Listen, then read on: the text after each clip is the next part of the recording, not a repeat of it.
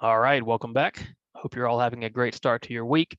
Today we're continuing our RBT exam practice question series where we're going through 10 RBT questions and breaking down each one, how I think you should think about them on your actual exam. If you're new to the channel, welcome. If you're returning, welcome back. Please like and subscribe. I really appreciate it. If you're looking for our study materials, please check out rbtexamreview.com. We offer 3 full practice exams, a full task list study guide, a combo pack, which includes everything, which is our best deal, and then of course our competency study guide as well. We've helped thousands of RBTs, so I want you to be next. Be sure to check all of those out. If you have any questions or comments, please leave them below or email me. I'm happy to help. Other than that, keep working hard, keep studying hard. Let's get to our questions. Question 1, an RBT is tasked with conducting a group session with 4 different kids. Her resources and time are limited as far as data collection goes.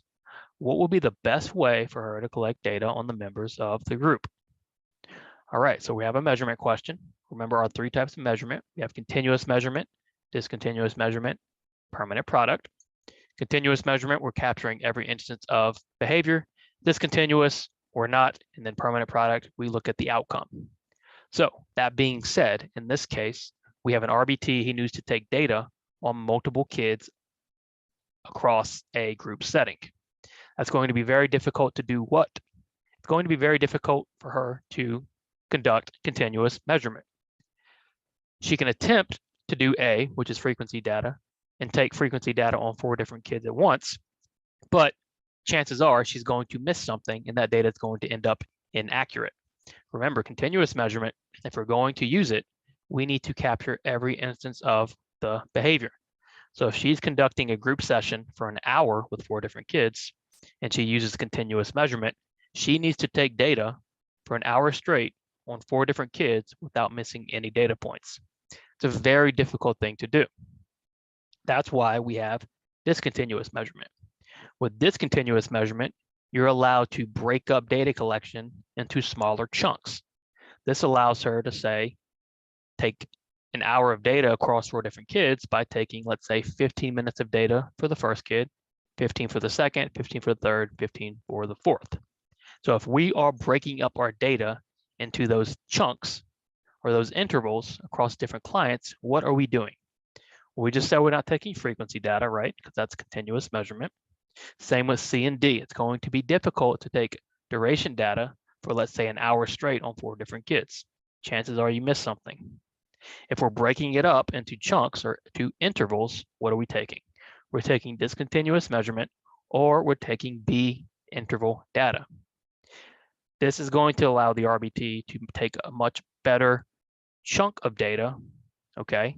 So maybe she's not capturing the whole hour, but the data she is capturing, we're going to ensure that it's as accurate as possible.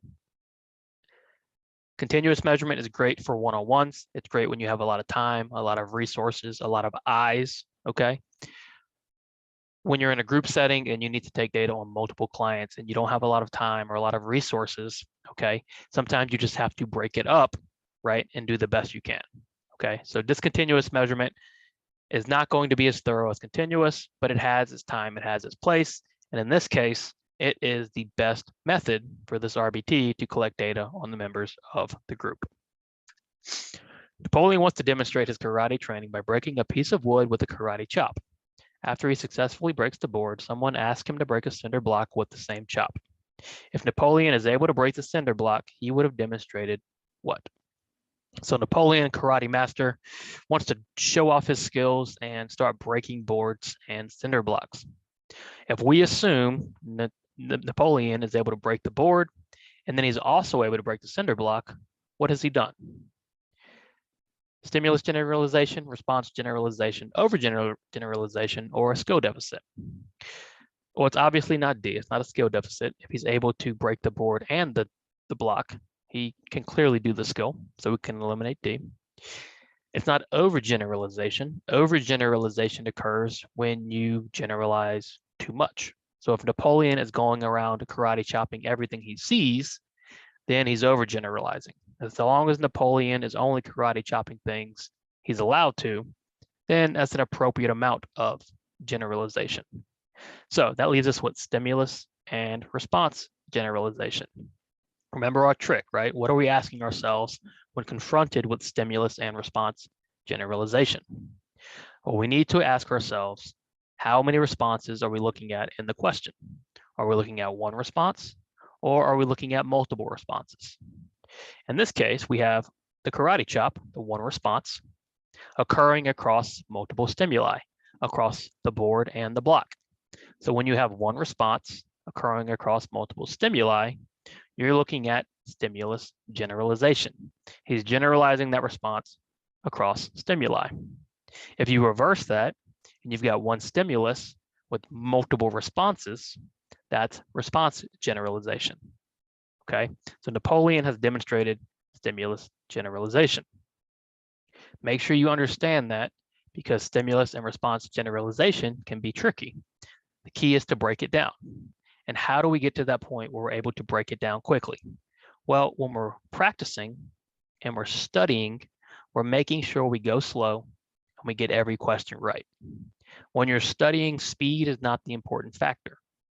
Okay, speed comes with time. Speed comes with getting better at the exam. The better at the exam you get, the faster you go. As you're studying these questions, go as slow as you need to get every question right. We want to be accurate, okay? As you build up accuracy, then you can build up speed.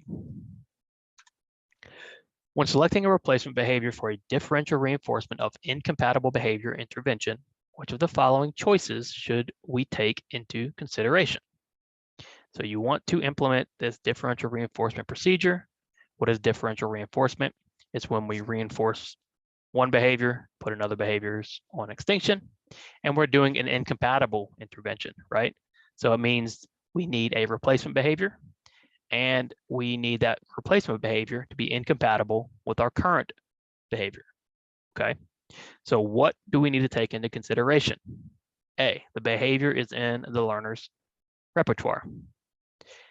When you're picking a replacement behavior, or you're helping your supervisor pick a replacement behavior, we need to be sure that behavior is already in the learner's repertoire, meaning that learner already knows the replacement behavior. We can't replace one behavior with another behavior if the person doesn't know the other behavior. Then we're just spending time teaching that behavior as well. So for a replacement behavior, the learner already needs to know that behavior. A looks like our answer, but what do? We read all of our answer choices, especially, okay, when we're studying, because we're going to learn why the wrong answers are wrong. It's going to make us better at the test. So B, the behavior serves the same function as the old behavior. Absolutely. What are we doing with differential reinforcement? Well, we're trying to get rid of an old behavior, okay, but remember, every behavior serves a purpose. It serves a function. If you're going to take away a behavior from somebody, you're removing their ability to meet some need or some function. So if we're going to replace it, we need to replace it with the behavior that meets that same need or function. So B looks good as well. Let's read C. The behavior cannot happen at the same time as the old behavior. Yes, that is what incompatible means. The difference between DRI and DRA is with DRI, the replacement behavior is incompatible. DRA, the behavior can occur at the same time. So what are we considering? Well, the behavior needs to be in the learner's repertoire. The behavior needs to serve the same function, and the behavior cannot happen at the same time as the old behavior. So that leaves us with D, all the above. Again, when we're studying, we need to go slow. We have to read all of our answer choices. We have to be sure we're picking the best answer. Okay, it's not about speed when you're studying. It's about getting them right. Brian is working with his client in their room. Brian tells his client to touch their nose and then delivers feedback. Brian then tells his client to touch their ears and delivers feedback. Finally, Brian tells his client to touch their toes and delivers feedback. What type of teaching is Brian using? So try to answer this one before looking at the answer choices. You should be able to. What does this most closely represent? Well, in the RBT exam, you really only need to be familiar with two types of teaching in ABA. You need to be aware of incidental/naturalistic teaching, and you need to be aware of discrete trial teaching. Okay. Now there are more in ABA, so if you ever move on to your BCBA exam, be sure to check out my BCBA questions and materials, but there are 5 types of teaching. But again, as an RBT, you really only need to know 2, okay? In this case, is this going to be incidental, naturalistic teaching, or is this more discrete trial? Well, it's definitely not naturalistic, right? You can tell it's very contrived. Brian delivers the SD, there's a response, there's a consequence. Brian delivers the SD, there's a response, there's a consequence. To us, that is discrete trial teaching. That is going to be BDTT, okay? To read all of our answer choices, C, direct instruction. Direct instruction is not something you necessarily need to know for your RBT exam. It is a type of teaching, but it's not what we're describing here. And then D, functional communication training. Functional communication training, all right, it's when you're teaching verbal operants, you're teaching communication to your client. Brian is teaching some sort of identification, some sort of body part program. We're not really sure, but he's not teaching communication. He is using, however, discrete trial training or discrete trial teaching, DTT. If you want to minimize the amount of intrusive prompting as much as possible, what strategy would be best to use? Okay, so this is a fairly simple question, okay? You want to minimize the amount of intrusive prompting as much as possible. What do we consider intrusive prompting? Well, intrusive prompting, the most intrusive prompting is full physical prompting. And then the second most intrusive would be partial physical. And then the third most would be modeling. We want to minimize the amount we use that physical and modeling prompting. So what should we do? A, least to most prompting. Should we use least to most prompting? Absolutely. With least to most, we're going to stop at the bottom tier, start at the bottom tier of prompting, okay? Which might just be a gesture or a visual prompt, okay? We're trying to minimize the intrusive prompting as much as possible. Our hope is with least to most is by starting with the least amount of prompting possible, we never have to get to that full physical, okay? A is our best answer so far. Let's keep reading. B, most to least. Most to least is the opposite. This is when you start with the full physical prompt and you work your way down, okay? That's not going to minimize the intrusive prompting. C, graduated guidance. Graduated guidance is a type of physical prompting where you provide as much physical prompting as needed and then fade. So although you're trying to minimize the prompting, graduated guidance is still very intrusive because it is physical prompting. And then D, errorless learning. Errorless learning is extremely intrusive. Errorless learning, you don't even allow the learner to make a mistake. Okay, you block and redirect as soon as you notice the learner about to make a mistake. Okay, very intrusive. To minimize the amount of intrusive prompting, we would want to use a least to most strategy. Landon is a 6-year-old who developed communication skills only last year. Landon is able to talk, but rarely engages in spontaneous communication. Landon's parents are most concerned with Landon expressing himself when he needs something. What type of training would be most appropriate for Landon? Okay, so technically, verbal operants aren't on the task list, right? It's not something you need to know inside and out, but I think it's important for you as an RBT to be familiar with the 4 major verbal operants, because especially if you're working with younger kids, you're going to be doing these type of trainings all the time. Okay, you're going to be doing CAC training, interverbal training, man training, and echoic training. In this case, okay, Landon, we want Landon to start expressing himself when he needs something. So asking, making requests, that sort of thing. Okay, so what type of training are we going to engage in? Well, TACT training, what is a TACT? A TACT is simply a label. We're teaching labeling. You see a truck, you say truck. You see a dog, you say dog. Labeling, okay? Is that what we need Landon to do? No, we need Landon to start making requests and asking when he needs something. The TACT training is not going to be necessarily what we want. What about B, interverbal training? Interverbal training is basically conversation training. You're responding to questions, you're responding to statements, okay? Again, not what we need. We need some sort of request training. So C, manned training is what we're looking for. Manding is requesting, manding is asking for your basic wants and needs. We need Landon to start manding. So what type of training is most appropriate? That's going to be C, manned training. Okay. And then D, echoic training. Echoic is when the learner copies what you're saying. Okay. Again, not necessary for Landon. With Landon, we want a request. We want him to manned.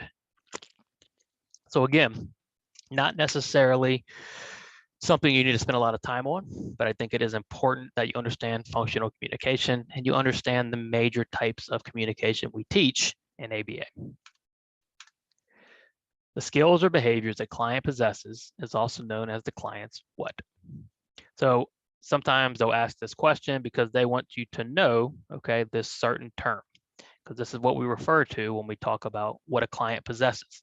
Now, this can be a skill repertoire, so a positive thing. They're able to do many different skills, or we can refer to self-stimulatory behaviors. They have a repertoire of self-stimulatory behaviors, or maybe they have a repertoire of maladaptive behaviors. Okay, so I just gave it away. The skills or behaviors a client possesses is also known as the what. Is it the ability, the motivation, the knowledge, or the repertoire? It's not the ability. Okay, ability is kind of an assumption, right? It's hard to observe and measure ability, so we're not going to really use it when we talk about behavior. Okay. Motivation, we do talk about motivating operations, but that doesn't have to do with what the client possesses. Knowledge, again, difficult to observe and measure what type of knowledge you have. It's not very behavior analytic. So when we refer to the skill or behaviors a client possesses, we refer to the D, repertoire. Okay. This is just something that I recommend you knowing. There's no trick to it. You just need to know that word, repertoire. Okay. Just think of it as, a group of skills or a group of behaviors, right? Your repertoire. You have a repertoire, you're bilingual, so you have a repertoire of languages. Okay. Kobe Bryant had a repertoire of basketball ability. Okay. Again, no trick to this. It's just something you need to know. You get off of work every day at 4 p.m. You always check your mail on the way home, as the mailman typically delivers your mail at 2 p.m. Today, you check your mail at your regular time, but there is no mail in your mailbox. What is occurring? All right, so this can sometimes be frustrating, especially when you're waiting on a package or a letter. You expect to receive your mail, it's not there. Okay, so what happened? A, negative punishment. Is there some sort of removal of a stimuli to reduce your behavior? Well, if you check your mailbox over and over again at this time and you don't get mail, then there's a chance your behavior will reduce, but nothing changed, right? It wasn't like you got to the mailbox and somebody took the mail away from you as you were going to grab it. You just got there and there was no mail available. Okay, so it's not going to be negative punishment. It's not going to be negative reinforcement, okay, because your behavior is not going to increase, right? And again, nothing was taken away, right? The environment didn't change. There was just simply nothing there. That's an important distinction. Okay, when we talk about negative and positive, we talk about the environment changing. Things are being added and taken away.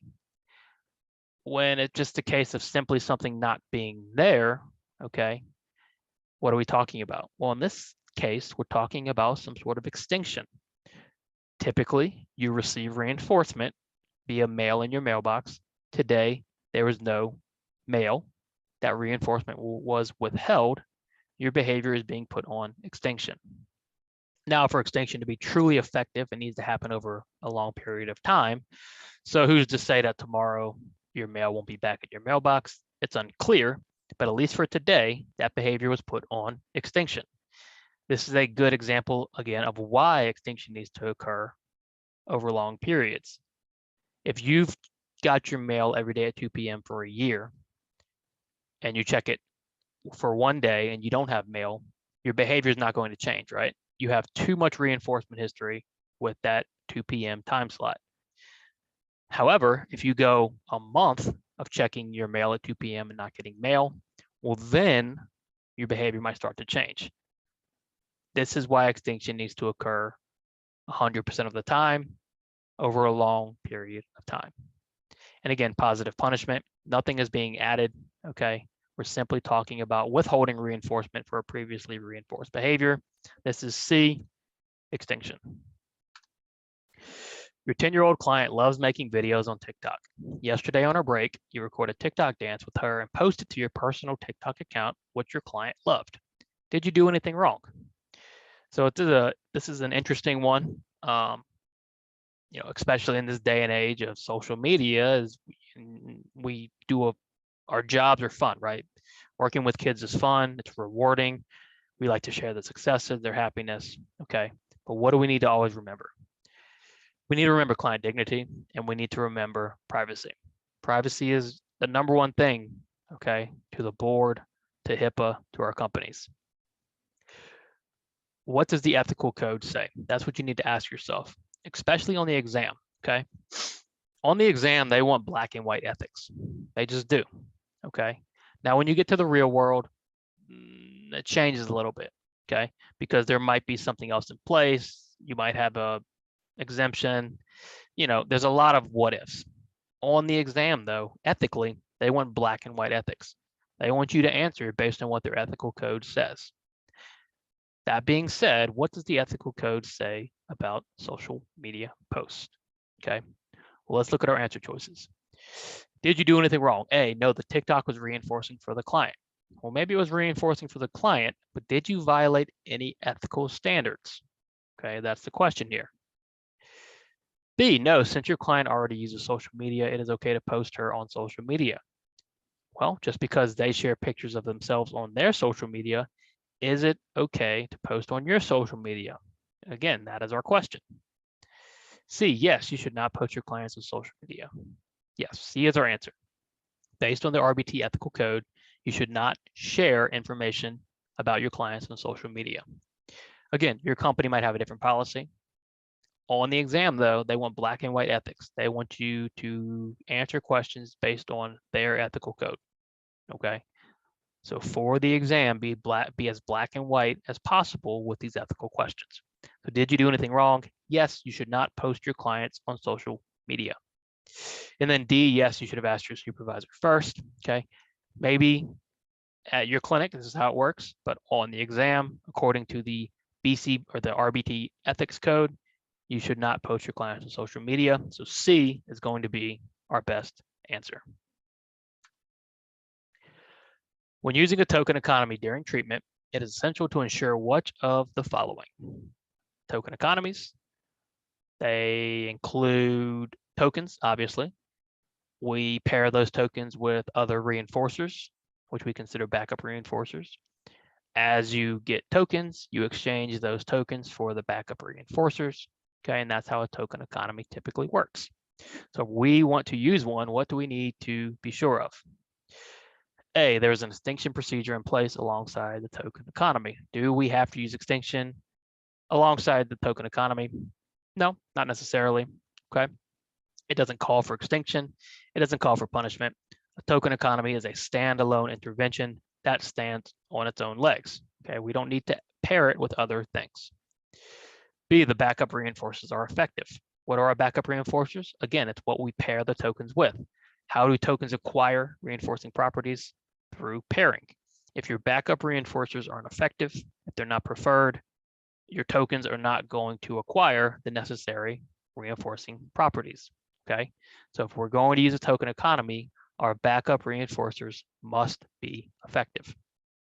B looks like our good answer. Let's keep reading. C, you use a minimum of 5 tokens when creating an economy.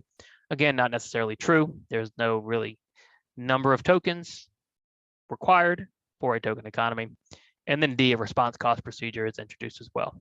Response cost procedure is a type of punishment procedure where you remove tokens in response to behavior. While the response cost can be effective, it's not necessary. So the only answer here where it's essential is that backup reinforcers are effective. Okay, thanks for watching. I hope you enjoyed. Please like and subscribe if you did. Be sure to check out RBT Exam Review for all of our study materials. Any questions or comments, please let me know. I'm happy to help. Keep working hard. Keep studying hard. See you soon.